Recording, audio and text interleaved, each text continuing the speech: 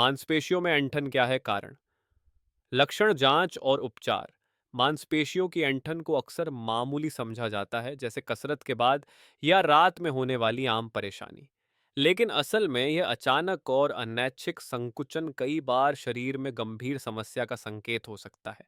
कई लोग नहीं जानते कि ऐंठन पोषक तत्वों की कमी, शरीर की रासायनिक असंतुलन या गंभीर बीमारियों का लक्षण भी हो सकती है। कुछ मामलों में ऐंठन सिर्फ झटका नहीं, चेतावनी होती है कि आपकी मांसपेशियां, नसें या अंग जोरदार तनाव में हैं। इसका कारण समझना, लक्षणों को पहचानना और कब डॉक्टर से मिलना है, यह सब जानना बेहद जरूरी है। आइए समझें, मांसपेशियों में ऐंठन क्यों होती है। ऐंठन तब होती है जब मांसपेशी अचानक सख्त हो जाती है और ढीली नहीं होती। यह दर्दनाक संकुचन अक्सर उस नस के जरूरत से ज्यादा उत्तेजित होने से होता है जो मांसपेशियों को नियंत्रित करती है। मुख्य कारण पानी की कमी और इलेक्ट्रोलाइट असंतुलन। शरीर में पोटेशियम, कैल्शियम, मैग्नीशियम और सोडियम जैसे खनिजों की थोड़ी भी कमी मांसपेशियों की गति को नियंत्रित करने वाले विद्युत संकेतों को प्रभावित करती है। अधिक शारीरिक मेहनत और गर्म मौसम में व्यायाम, पसीने से बहुत सारा पानी और नमक निकल जाता है, और यदि इसकी पूर्ति नहीं की जाए तो मांसपेशियां ऐंठन के प्रति संवेदनशील हो जाती हैं। बुजुर्गों में जोखिम ज्यादा। जो लोग हाई ब्लड प्रेशर या दिल की बीमारी के लिए डायूरेटिक्स, पेशाब बढ़ाने वाली दवा लेते हैं, उनके शरीर से इलेक्ट्रोलाइट्स अधिक बाहर निकलते हैं। खराब रक्त संचार, पेरिफेरल आर्टरी डिजीज, मधुमेह या लंबे समय तक बैठने से मांसपेशियों में ऑक्सीजन की कमी होती है, जिससे ऐंठन का खतरा बढ़ता है। तंत्रिका तंत्र की गड़बड़ी, जैसे मल्टीपल स्क्लेरोसिस, रीढ़ की चोट या स्लिप्ड डिस्क, ये सभी मस्तिष्क और मांसपेशियों के बीच संवाद को प्रभावित कर सकते हैं। मेटाबॉलिक बीमारियां, किडनी रोग, थायराइड असंतुलन और लिवर फेलियर जैसी स्थितियां भी मांसपेशियों की ऐंठन का कारण बन सकती हैं।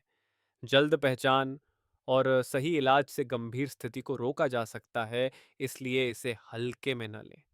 इन बीमारियों से खून के रासायनिक संतुलन में बदलाव आता है, जिससे पूरे शरीर में असंतुलन पैदा होता है और मांसपेशियों की कार्यप्रणाली प्रभावित होती है। ऐसे मामलों में ऐंठन कई बार किसी गहरी समस्या का पहला और एकमात्र संकेत होती है, जो अंदर ही अंदर बढ़ रही होती है। मांसपेशियों की ऐंठन के लक्षण, सबसे स्पष्ट लक्षण होता है अचानक तेज दर्द किसी एक मांसपेशी में, जिसके साथ अक्सर उस जगह की मांसपेशी सख्त या उभरी हुई दिखती है। यह दर्द कुछ सेकंड से लेकर कई मिनट तक रह सकता है। सबसे ज्यादा प्रभावित हिस्से होते हैं पिंडली, काफ, जांघ, पैर, हाथ, पेट। हालांकि दर्द अपने आप चला जाता है, लेकिन कई बार मांसपेशी में घंटों तक जकड़न या कोमलता बनी रहती है। अगर ऐंठन बार बार एक ही जगह पर हो, विशेष रूप से आराम करते समय या सोते समय, तो यह क्रॉनिक इलेक्ट्रोलाइट असंतुलन, नर्व इरिटेशन या रक्त संचार की कमी का संकेत हो सकता है। अगर बिना व्यायाम किए शरीर के कई हिस्सों में ऐंठन हो, तो यह किसी गहरे कारण, जैसे खनिज की कमी या न्यूरोलॉजिकल समस्या की ओर इशारा करता है। कुछ मामलों में ऐंठन के साथ सुन्नपन, झंझनाहट या मांसपेशियों की कमजोरी भी होती है, जो एक सावधानी का संकेत है। इसका मतलब है कि समस्या केवल एक मांसपेशी तक सीमित नहीं, बल्कि पूरे मस्कुलर या नर्वस सिस्टम से जुड़ी हो सकती है। अगर रात में ऐंठन बार बार नींद से जगाती है, तो इसे हल्के में नहीं लेना चाहिए। यह नर्व या मांसपेशियों की कमजोरी का संकेत हो सकता है। गर्म मौसम या व्यायाम के दौरान ऐंठन आमतौर पर इलेक्ट्रोलाइट की कमी से होती है, लेकिन अगर हल्के काम या आराम की स्थिति में बार बार ऐंठन हो रही है, तो किसी अंदरूनी बीमारी की आशंका बढ़ जाती है। मांसपेशियों की ऐंठन की जांच, डायग्नोसिस, जब ऐंठन बार बार बहुत तेज या बिना वजह होने लगे, तो जांच जरूरी हो जाती है। डॉक्टर सबसे पहले पूरा मेडिकल हिस्ट्री लेते हैं। ऐंठन कब होती है, कितनी बार होती है, किस हिस्से में होती है, हाल की गतिविधियां, दवाइयां, पानी पीने की आदत और अन्य स्वास्थ्य स्थितियां क्या हैं। इसके बाद डॉक्टर यह तय करते हैं कि कारण मांसपेशीय, तंत्रिकीय या चयापचय, मेटाबॉलिक है। साथ ही ब्लड टेस्ट कराए जाते हैं, जिनमें इलेक्ट्रोलाइट स्तर, किडनी की कार्यक्षमता, लिवर एंजाइम्स और थायराइड हार्मोन शामिल होते हैं, ताकि सही कारण की पहचान की जा सके। इन क्षेत्रों में किसी भी पोषक तत्व की कमी या असंतुलन सीधे मांसपेशियों की कार्यक्षमता को प्रभावित कर सकता है। यदि पोषण की कमी का संदेह हो तो डॉक्टर विशेष रूप से विटामिन डी और बी कॉम्प्लेक्स की जांच करते हैं, जो मांसपेशियों और नसों की सेहत के लिए बेहद जरूरी होते हैं।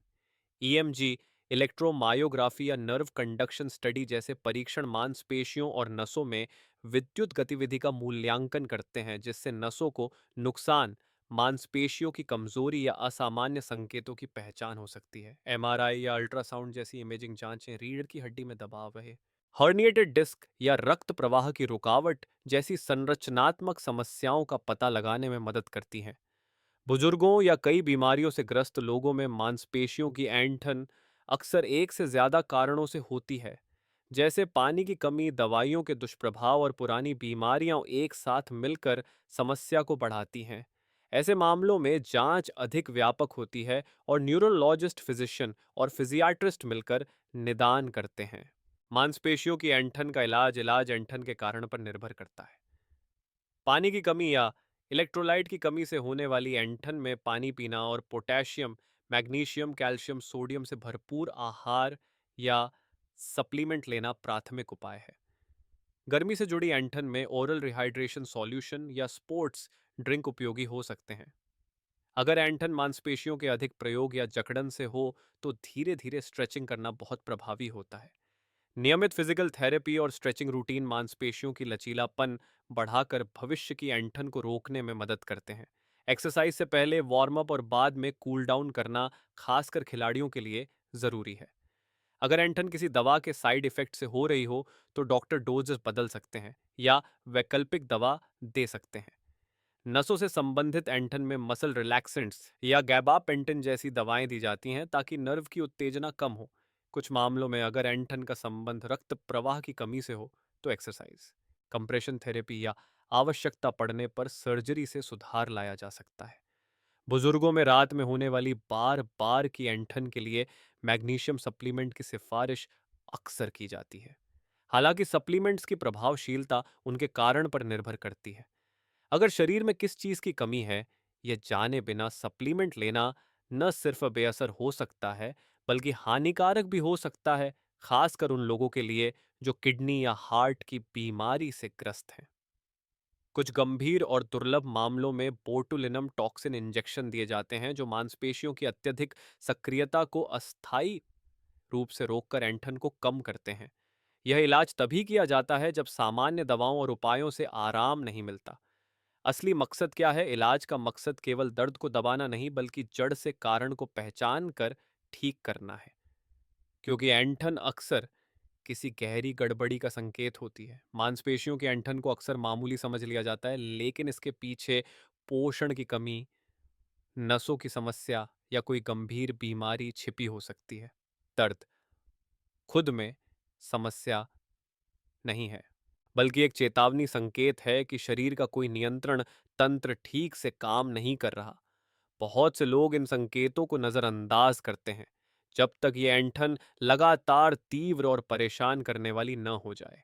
अगर ऐंठन बार बार हो रही है और उसके पीछे कोई स्पष्ट कारण नहीं दिख रहा तो इसे कभी भी हल्के में न लें। एक साधारण सी जकड़न एक गंभीर स्वास्थ्य संकट में बदल सकती है। क्या करें? शुरुआती जांच, सही पोषण, हाइड्रेशन और चिकित्सा देखभाल ये सिर्फ और सुझाव नहीं बल्कि स्वस्थ जीवन की गारंटी है, क्योंकि अंत में मांसपेशियों की ऐंठन सिर्फ दर्द नहीं, एक चेतावनी होती है। और आप उसका जवाब कैसे देते हैं वही तय करेगा कि आपकी सेहत का अगला अध्याय कैसा होगा।